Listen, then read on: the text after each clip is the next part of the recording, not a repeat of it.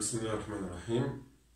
Donc, je vais commencer aujourd'hui avec l'RDM pour les licences deuxième année sciences techniques.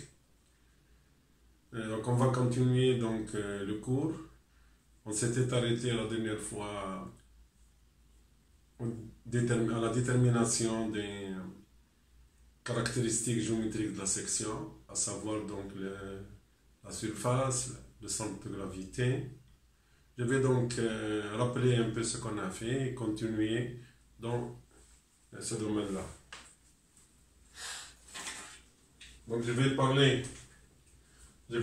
des sections utilisables dans le génie civil. Donc les sections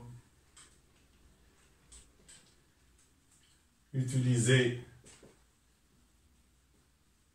dans le génie civil.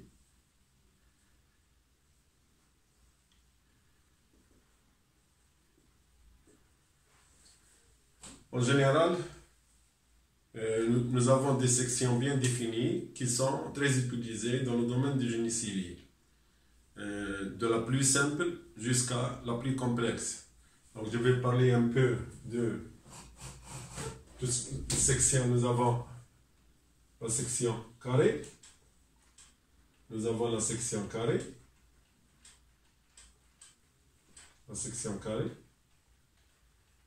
Nous pouvons avoir aussi une section rectangle, donc rectangle.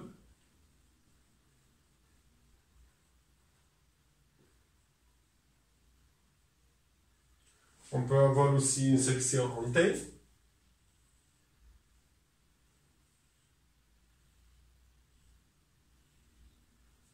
On peut aussi avoir donc une section en T. On peut avoir aussi une section en I.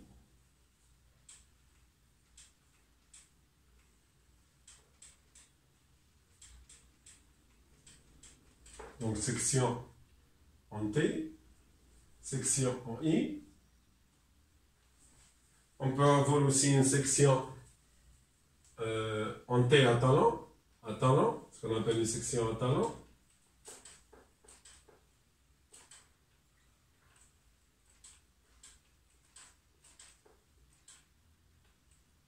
Ici, c'est une section en T à talon. Donc, avec un talon ici. Donc, ce n'est pas en I, section en I.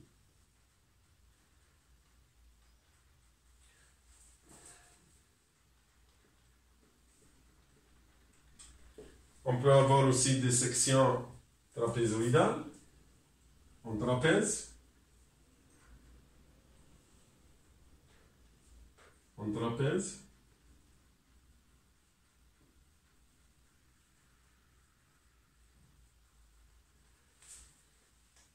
On peut aussi avoir des sections évidées, qui sont vides à l'intérieur. On peut avoir aussi des sections évidées, qui sont vides. Donc, à commencer par la section rectangulaire ou carré, avec un vide à l'intérieur. Donc, évidé. Donc, ici, vous avez une section avec le vide ici. C'est ce qu'on appelle en section, généralement, c'est des sections en caisson. Et vous avez aussi, vous pouvez avoir aussi une section trapézoïdale, toujours évidée à l'intérieur. Vous avez toujours une section trapèze avec un vide à l'intérieur.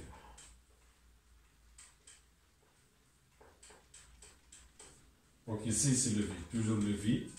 Donc c'est une section ici. La même chose, c'est une section en caisson, sauf qu'elle est de forme trapézoïdale.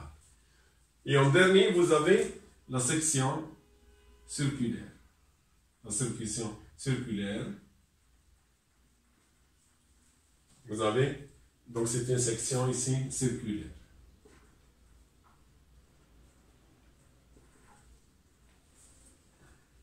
Ça, en général, c'est les différentes sections qui peuvent exister dans un projet. Dans un projet de génie civil, de bâtiment, de pont, d'ouvrage d'art. Donc on peut avoir différents types de sections qu'on utilise donc dans le cadre du génie civil. Bien sûr, parmi les caractéristiques les plus importantes, généralement les caractéristiques d'une section, en fonction de l'effort qui sollicite la section.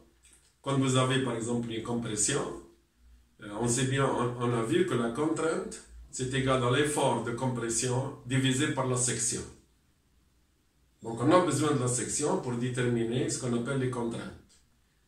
Donc généralement, on doit donc pouvoir déterminer les sections et aussi, en même temps, on doit pouvoir déterminer le centre de gravité. Le centre de gravité d'une section. Parce que le centre de gravité est très très important et très significatif vis-à-vis donc des sollicitations qui sont appliquées sur cet élément-là. Donc je dois a priori pour toutes ces sections savoir déterminer ce que je cherche moi, c'est de savoir donc quel est le but de ce petit cours. Donc c'est généralement de déterminer la section en premier lieu, en deuxième lieu, déterminer son centre de gravité. Déterminer son centre de gravité 2. C'est deux éléments essentiels dans un calcul génie civil. On a besoin toujours de connaître la section et son centre de gravité parce qu'il est important. Il est important, on verra après l'importance de ce centre-là. Donc en général, ça c'est les sections que vous pouvez donc rencontrer en génie civil, que vous pouvez rencontrer dans un ouvrage de génie civil. Donc je vais essayer de traiter quelques sections. Je vais voir à peu près comment ça va fonctionner. Je vais commencer par la section carré ou bien rectangulaire. Donc je vais démarrer avec la section carré ou triangulaire.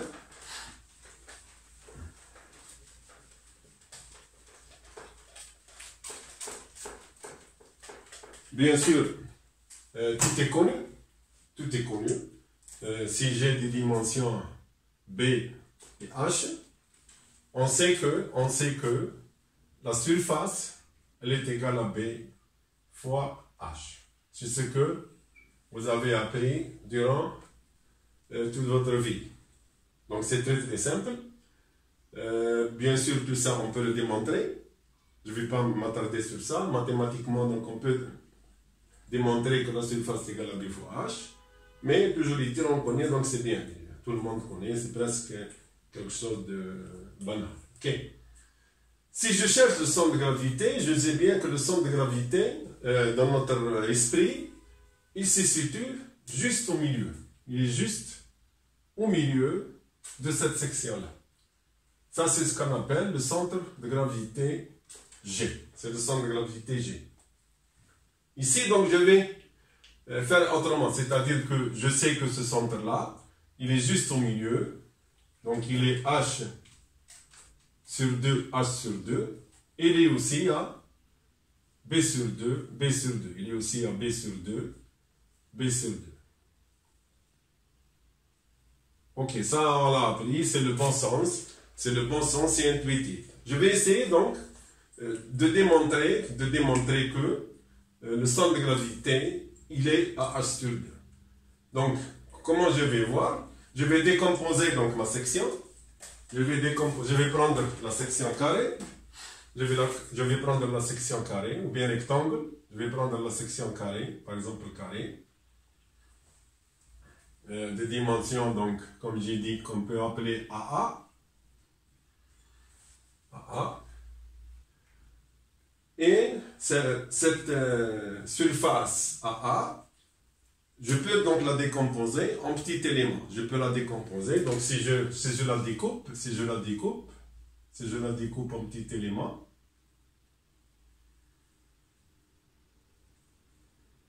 je vais la découper. Voilà, comme ça. En petit élément. Je vais la découper en petits éléments. Et on peut voir ici qu'elle est constituée donc, elle est constituée d'un ensemble de petits éléments. Donc ça, c'est un petit élément de surface ds. ds, dans les dimensions en général, je pourrais, si je prends deux axes de repère, je vais prendre deux axes de repère, je peux les mettre n'importe où ces axes-là, mais par facilité, par simplification, il est préférable de les mettre juste au niveau des côtés de ce carré-là. Donc je vais mettre des axes de repère, je vais prendre ici l'axe X, et ici l'axe Y. Donc c'est la façon la plus simple, c'est la position de l'axe la plus simple. Je peux le mettre ailleurs, je peux le mettre ici comme je veux, je peux le mettre ici, mais ça sera un peu difficile à raisonner. Donc je préfère mettre l'axe juste au niveau du point, au niveau de l'angle de mon carré. Donc je vais raisonner par rapport à cet axe-là. Pour avoir les dimensions directement, je peux les voir directement, par rapport toujours au côté. Donc je vais raisonner par rapport au côté. Et bien sûr, je sais que ici, donc la petite dimension de ds, donc c'est dy. Et ici, c'est un petit élément dx. Donc je pourrais écrire que ds est égal à dx multiplié par dy. Donc ça, c'est la surface élémentaire d'un petit élément. Donc si je veux, donc chaque élément ds a une spécificité. Ici, nous sommes devant une surface qui est constituée donc, des mêmes matériaux. Donc nous avons un nombre fini de ds. Et je pourrais écrire ici que la surface totale, c'est égal à la somme de tous les ds. Donc la surface totale de mon carré, c'est égal à la somme de toutes les petites surfaces ds. C'est-à-dire, toutes ces surfaces-là, si je somme toutes les surfaces ici, je vais avoir la surface globale. Ok. Cette surface-là, donc ds, on peut la simplifier et je peux donc la schématiser par une surface totale. Donc c'est comme si j'ai une surface totale avec des axes toujours. Donc j'ai une surface totale qui représente la somme de toutes les ds avec les axes ici toujours x, y, x, y. Et je peux supposer que cette section-là, elle a un centre de gravité quelque part. Donc elle a un centre de gravité G quelque part, que je ne connais pas. Et je vais supposer que j'ai ici, c'est la valeur Y de G, et ici j'ai la valeur X de G. Ok. Donc je suppose que toute ma section S, il existe dans cette section S un centre de gravité qui représente le centre de tous les ds, de tous les points ds. Donc elle a un centre, c'est sûr qu'elle a un centre. Et bien sûr, cette supposition, pour passer de cette position à cette supposition, généralement on suppose que notre section, on suppose que la section, elle est indéformable. C'est-à-dire que les dimensions AA restent toujours AA. Je ne vais pas avoir, cette section-là ne va pas changer, donc j'ai la section initiale, voilà, la section initiale. Quand je dis que le corps est indéformable,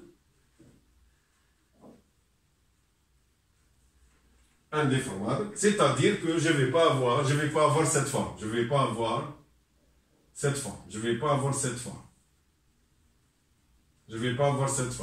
Ok. Je ne vais pas avoir une autre forme. Je ne vais pas avoir un changement de forme. ma section ne va pas changer de forme, ne va pas changer de forme. Ma section ne va pas changer de forme, ok? C'est-à-dire, pour moi, la section, elle reste carrée. C'est la seule hypothèse. Donc, tout ce qu'on fait ici, il est vrai pour les corps indéformables. Par exemple, nous sommes en génie civil. Les différents éléments sont constitués soit d'acier, soit de béton. Et l'hypothèse est exacte. Donc, on considère généralement la forme de ma poutre, la forme de mon poteau. Si elle est carrée, elle restera carrée. Elle ne va pas changer. Et donc, généralement, tout ceci peut être applicable pour le génie civil. Donc, je peux donc supposer avec exactitude que ma section, elle est indéformable. C'est-à-dire qu'elle restera avec la même forme de départ, quel que soit ce que je fais à cette section-là. Et là, donc, j'ai ici maintenant, j'ai ma section qui est indéformable. Bien sûr, je vais ici, donc je vais raisonner pour pouvoir déterminer un point centre. La meilleure façon de raisonner, c'est de raisonner par rapport à un équilibre de rotation.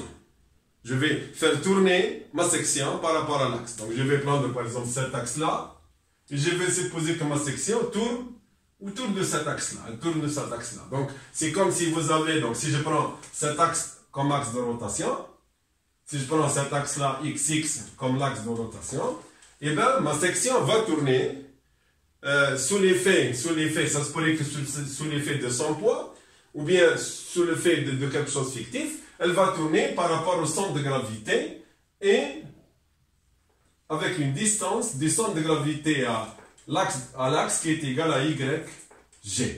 Donc, lorsque je tourne autour de X. Lorsque je tourne autour de Y, ce sera donc par rapport à un bras de levier qui est égal à XG. Donc, le moment créé, donc cette section, elle crée un moment par rapport à un axe. Donc, je vais avoir ici deux moments. Je vais avoir le moment MXX et je vais avoir le moment MYY. MXX, donc à quoi est égal? MXX est égal à la surface multiplié par, je tourne autour de l'axe X, donc multiplié par YG.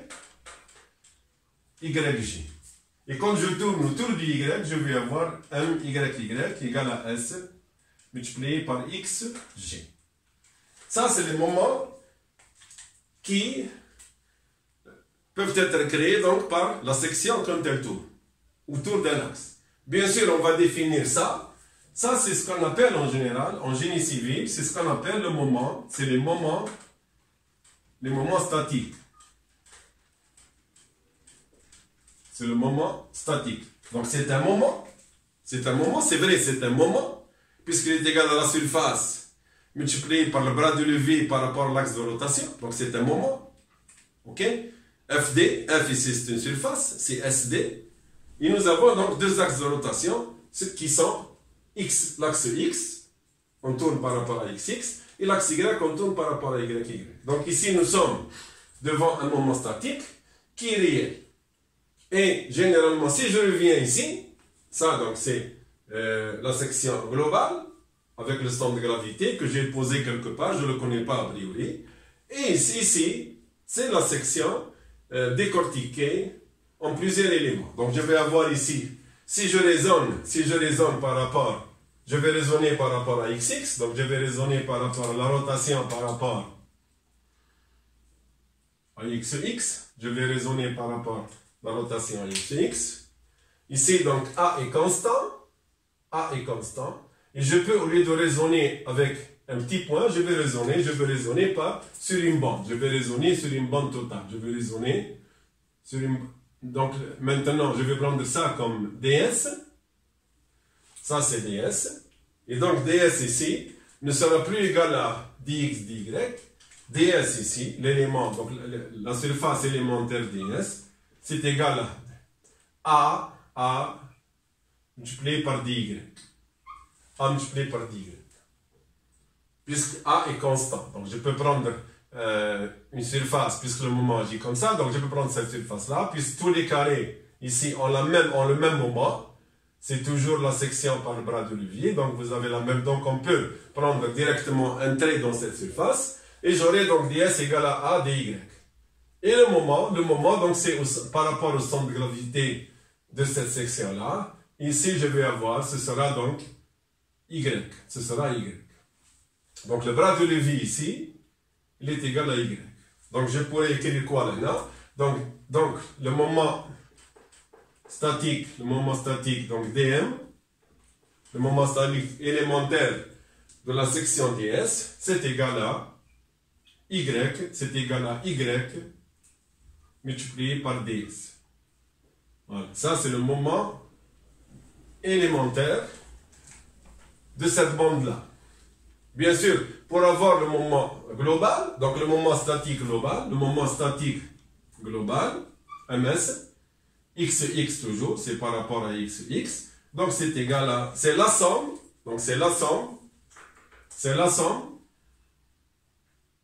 de tous les y ds, pour de 1 jusqu'à le nombre à n, jusqu'à n. Et c'est pour cela qu'en général, on dira toujours, le moment statique, c'est la somme des moments statiques des surfaces élémentaires. C'est égal à y ds. Et bien sûr, ici, j'ai une somme. Donc, je peux intégrer, c'est la même chose que l'intégrale. Donc, la somme, c'est l'intégrale. Je peux écrire que m sxx est égal à l'intégrale de 0 jusqu'à a, de 0 à a, c'est l'intégrale de 0 à a, y ds.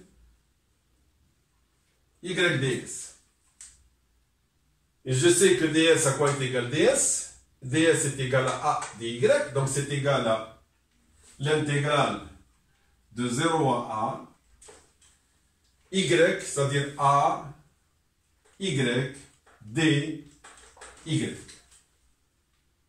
En intégrant, donc j'aurai quoi? J'aurai ici, donc j'aurai a, y au carré, sur 2, de 0 à a. Ok, ça veut dire que c'est égal à a au cube, donc je vais avoir ici a au cube,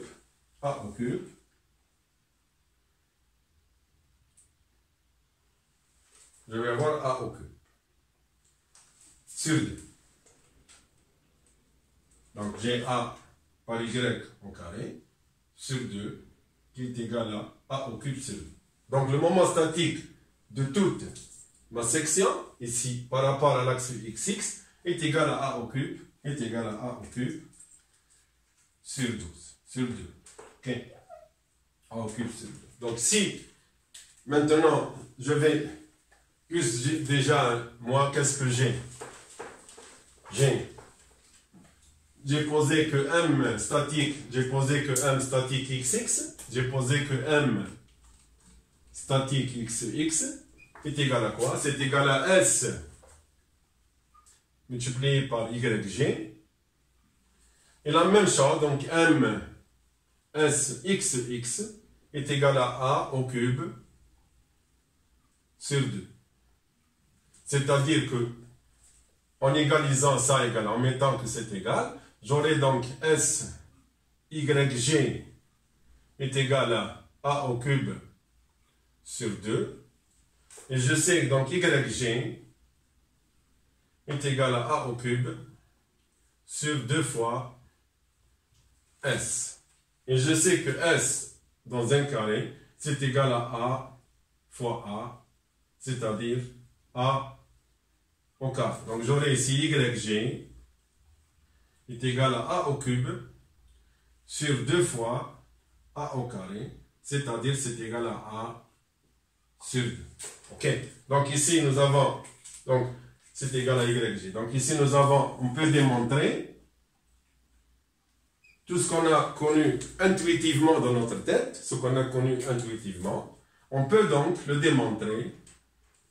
Et nous avons donc yg est égal à a sur 2. Je sais aussi autre chose ici, Donc je sais, c'est-à-dire que si j'écris ça,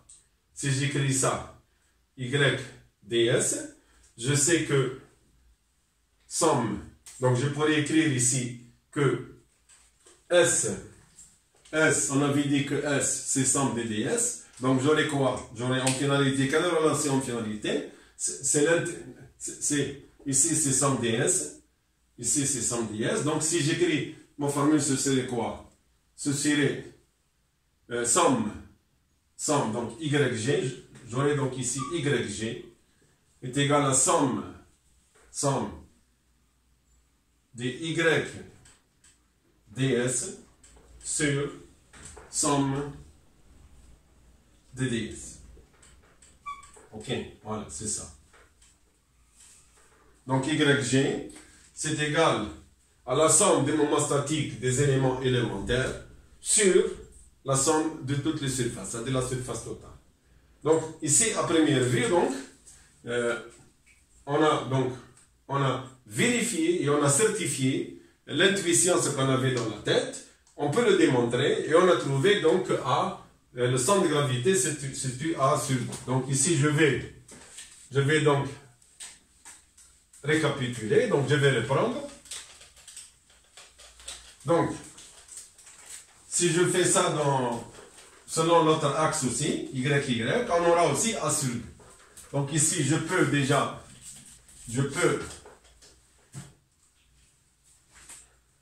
comme j'ai dit, donc j'aurai YG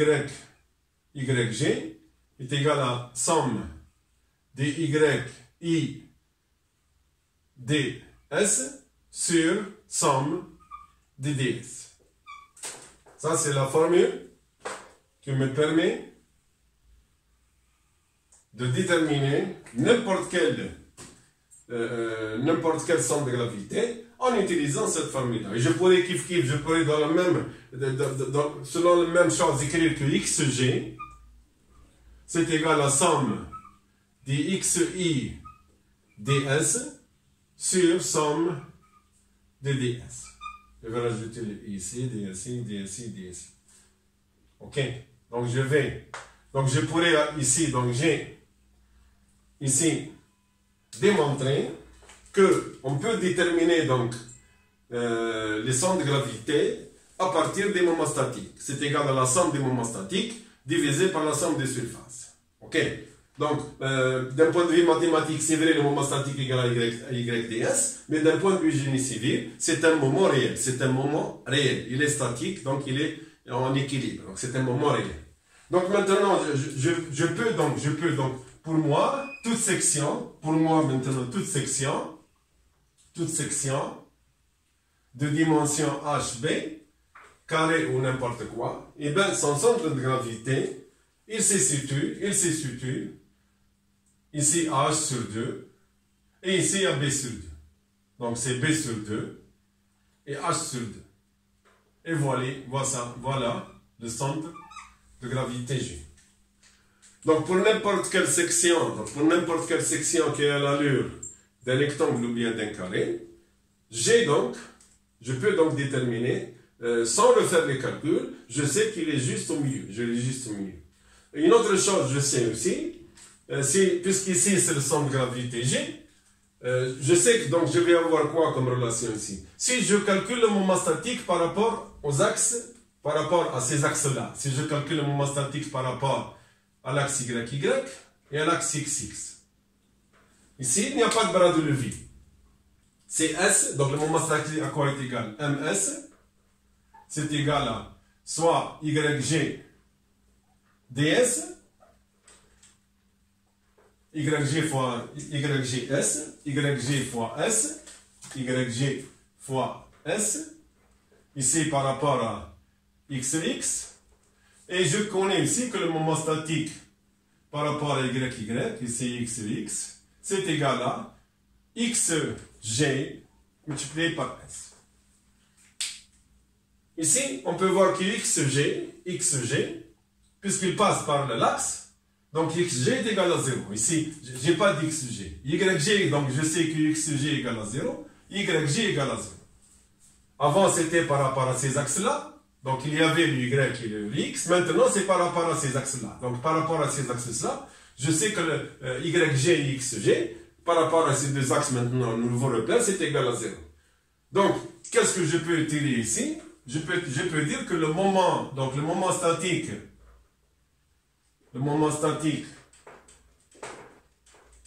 par rapport à G, au centre de gravité, est égal à 0. Est égal à 0. Est égal à 0. Ça veut dire que le moment statique par rapport à son centre de gravité, il est 0. Il est nul. Il est égal à 0. Ça veut dire quoi aussi? Ça veut dire que, bien sûr, le moment statique est égal à 0. Ça veut dire que je pourrais aussi parler aussi de symétrie. Ça veut dire qu'il y a une symétrie de la section par rapport à une autre section. Si je vois par exemple ici, par rapport à l'axe YY, eh bien il y a une symétrie. Ça veut dire que cette partie-là, elle est parfaitement symétrique à cette partie-là. Donc je dirais aussi un deuxième point, je peux dire que G, le centre de gravité, se trouve sur l'axe de symétrie. Il se trouve sur l'axe de symétrie. Dès qu'il y a une symétrie, le centre de gravité se situe sur cet axe-là. Ici, par exemple, un carré, il a deux axes de symétrie. Il a cet axe-là, c'est un axe de symétrie. Cet axe-là, c'est un axe de symétrie. Donc, systématiquement, le centre de gravité est ici. Il est égal à A sur 2. Et B sur 2, A sur 2. Ça, c'est très, très important. C'est très, très important. Parce que quand je vais aller, par exemple, je vais passer vers, par exemple, une section. Si je vais vers une section, par exemple, en T. Si je vais vers une section en T, je vais aller vers la section en T. Je vais avoir ça.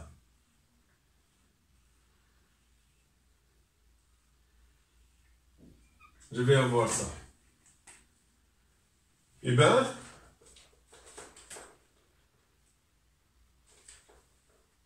ça c'est ma section en T. La première des choses que je vois, est-ce que j'ai un axe de symétrie? Si oui, c'est bien déjà, c'est un très bon indice. Ici, oui, j'ai un axe de symétrie. Il est où? Il est là. Ici, juste le milieu, c'est un axe. Ça, c'est un axe de symétrie. C'est un axe de symétrie. Donc, le centre de gravité, il se trouve quelque part ici. Il est quelque part sur l'axe. OK? Donc, déjà, ce n'est pas la peine de le calculer selon X. Je le calcule uniquement, je vois la position. Je sais que selon X, il est ici. Si je prends l'axe X, je prends le repère ici, je sais que le centre de gravité, il est ici, il existe ici, il est sur cet axe-là. Il est sur cet axe-là. Donc ce n'est pas la peine de le calculer. Ce que je vais calculer, c'est la position, c'est le Y, je vais calculer uniquement, c'est le Y, G. Le G, je le connais, parce que c'est un axe de symétrie. Est-ce qu'il y a un autre axe de symétrie? Il n'y a pas. Donc je ne peux pas le trouver sur cet axe-là. Je suis obligé donc de le calculer. Et ça, pour le calcul maintenant, ça devient simple, parce qu'il suffit d'utiliser la relation qu'on a déjà. Il suffit d'utiliser la relation qu'on a. Donc, je vais choisir un axe simple. Et bien, je vais choisir ici, juste sur le côté, pour pouvoir calculer le centre de gravité par rapport au côté. OK? Et je vais prendre juste le milieu, là où il y a le centre de gravité. Donc, je vais prendre cet axe-là comme étant Y, et cet axe-là comme étant X. Et le point, voilà, l'axe, ça, c'est le repère X, O. Puis je le connais déjà, donc je le trace déjà. Donc, je ne vais calculer. Ce qui me reste à déterminer, généralement, c'est le Y, G. Combien de sections j'ai ici? Je sais que je vous ai dit, comme j'ai dit, donc YG à quoi est égal? YG est égal à somme des SI XY divisé par somme du SI. Maintenant, je ne raisonne plus en petite section élémentaire. Je raisonne en une section que je connais. Ce T-là, je peux le diviser en deux sections que je connais. Donc, ce T, je peux le diviser en deux. J'ai une première section. J'ai une première section que je vais définir par S1. Et j'ai une deuxième section. J'ai une deuxième section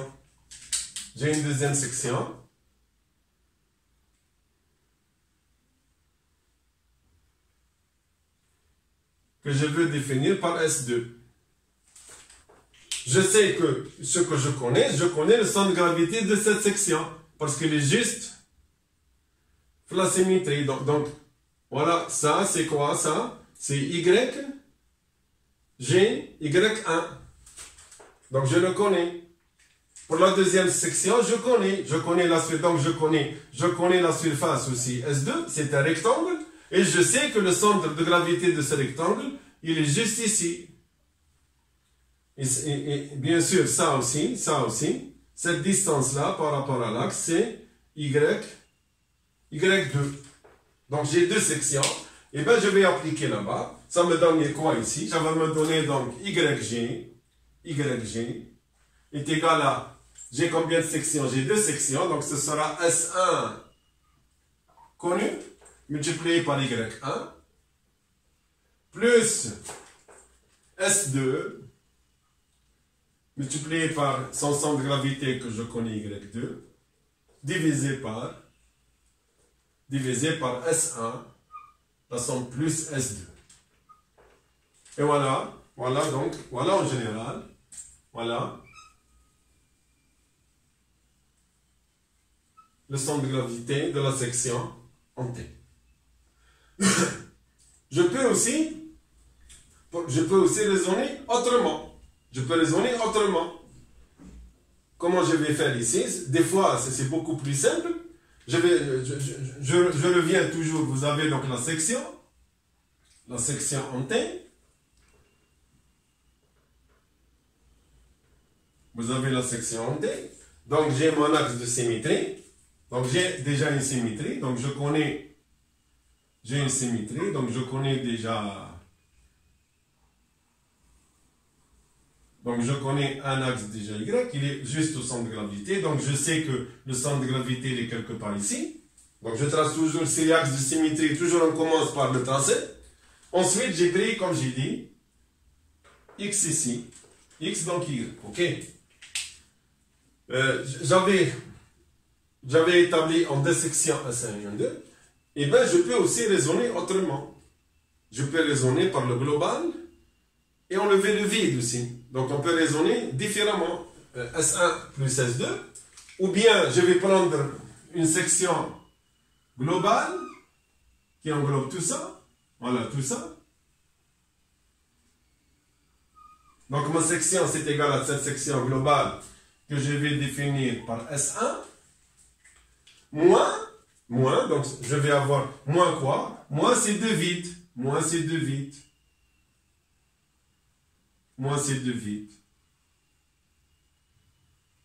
Donc je vais avoir ici ça. Donc ça c'est S1.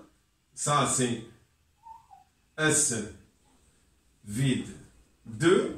Et ça c'est la même chose. C'est identique. C'est SV2.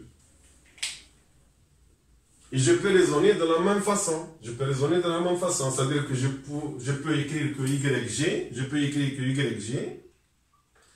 est égal à quoi YG?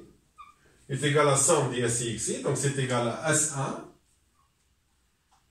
multiplié par son centre de gravité de cette section-là. Donc c'est sûr qu'il est au milieu ici. C'est ici, donc c'est Y1. Et SV2, c'est kiff, c'est un vide, c'est la même chose. Donc le centre de gravité, il est quelque part ici. Et j'ai ici, donc, Y2.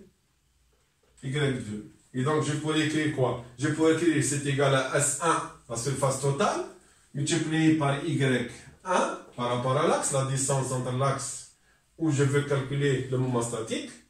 Mais ce ne sera pas plus, ce sera moins. Au lieu que ce sera plus, ce sera moins. Moins Moins le vide, je l'enlève. Donc, ce sera moins quoi? Moins 2 fois SV2 multiplié par Y2.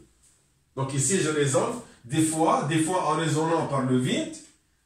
C'est aussi beaucoup plus simple. Divisé par la section totale, c'est quoi? La section totale, au lieu que ce soit S1 plus, non, ce sera S1 puisqu'ici, maintenant, S1 c'est global. S1 c'est la surface globale. Moins les deux vides, moins 2 fois SV1. Ok? Donc il faut, des fois, il faut être un peu intelligent et essayer donc d'utiliser selon ce qu'on veut calculer. Des fois, il est préférable, par exemple dans le premier cas, c'est vrai, je préfère utiliser ça, mais je peux aussi utiliser ça, mais il y a des cas où l'utilisation du vide, elle devient beaucoup plus simple. Donc je peux aussi utiliser le vide. Prendre la surface globale, ensuite enlever les vides, enlever le vide en moment statique et enlever le vide en surface. Si maintenant je reviens maintenant vers les autres sections, si je vais vers les autres sections, et bien si je connais le carré ou le rectangle, et bien ici je peux donc connaître tous les autres. C'est pour ça que j'ai dit donc c'est simple. Pour une section, en T, on l'a vu. Si je vois par exemple la section en I, si je prends la section en I, ici donc directement, j'ai un axe de symétrie et j'ai un deuxième axe de symétrie. Donc c'est bon, donc c'est connu.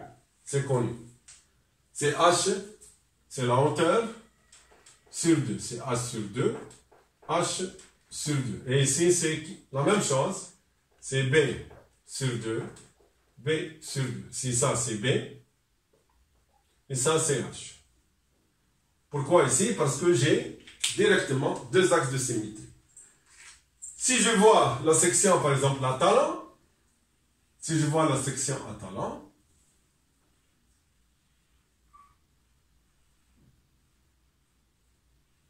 ce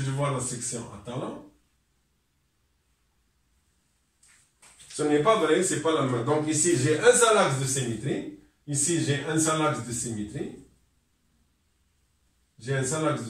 Donc c'est bon. Le G, il est quelque part ici, le centre de gravité. Si je prends un autre axe, donc je vais prendre X, Y, je vais prendre l'axe de symétrie comme étant axe, pour simplifier les calculs de lecture. Et c'est la même chose. Donc ici, je vais voir quoi? Je vais couper donc ma section en 3 sections. J'aurai donc la section S1, j'aurai donc la section 1, j'aurai la section ici 2, et j'aurai la section ici 3. Donc j'ai 3 sections. Je connais le centre de gravité, je connais. Ici c'est la moitié, il est juste la moitié. Ici kiff, il est juste la moitié. Ici il est juste la moitié. Donc je connais Y3, je connais Y2 et je connais Y1. Donc je connais Y1.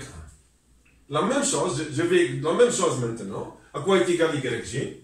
YG est égal à S1. Donc ici c'est la surface S1. Ici c'est la surface S2. Ici c'est la surface S2. Donc c'est égal à S1 multiplié par Y1 plus S2 multiplié par Y2 plus S3 multiplié par Y3, le tout sur S1 plus S2 plus S3. Ok. Donc ici, ça devient très très simple. Donc, quelle que soit la section que vous avez, vous pouvez donc calculer son centre de gravité en utilisant directement ce qu'on a démontré pour le carré et pour le rectangle. Donc ça devient très très simple. Je vais vous donner un exercice, essayez de le faire. Donc je vais vous donner un exercice réel. Donc essayez de le faire, Essayez de le faire. Donc je vais prendre une section en I. Je vais prendre une section en I. En T atalant. Donc je vais prendre ici 1 mètre. Ici, donc d'ici à là, 1 mètre. Ici, donc 0,20 mètres. Ici, vous avez 0,4 mètres. Ici, vous avez 0,20. Et ici, vous avez 0,20. Ok, et vous avez une hauteur totale de 1 mètre, 1,20. Donc vous avez une section, donc la section elle est connue. Voilà, toutes les dimensions sont connues. Donc vous commencez par présenter l'axe de sommité, s'il y a un seul axe, et vous calculez donc le centre de gravité sur cet axe de sommité. Donc essayez de le faire la prochaine fois en utilisant cette méthodologie-là. Donc on peut à travers la connaissance uniquement du carré ou du rectangle, on peut découper toutes les autres sections en fonction de plusieurs carrés ou de plusieurs rectangles. Donc on peut les découper, c'est le découpage simple, et que vous avez des sections uniquement carrées rectangulaires, et bien vous pouvez l'utiliser. Donc ça c'est pour la détermination d'un moment du centre de gravité d'une section un peu plus compliquée, et on verra donc au fur et à mesure, on va essayer de voir d'autres types de sections pour pouvoir donc les utiliser dans le génie civil. Voilà. Donc je vous remercie pour votre attention. Et essayez de le faire, Inch'Allah. La prochaine fois, je vais donner uniquement les résultats. Vous essayez de comparer les résultats avec les vôtres. Et Inch'Allah, essayez de réviser un peu. Ou Bittawfiq, Inch'Allah. Assalamu alaikum wa rahmatullah.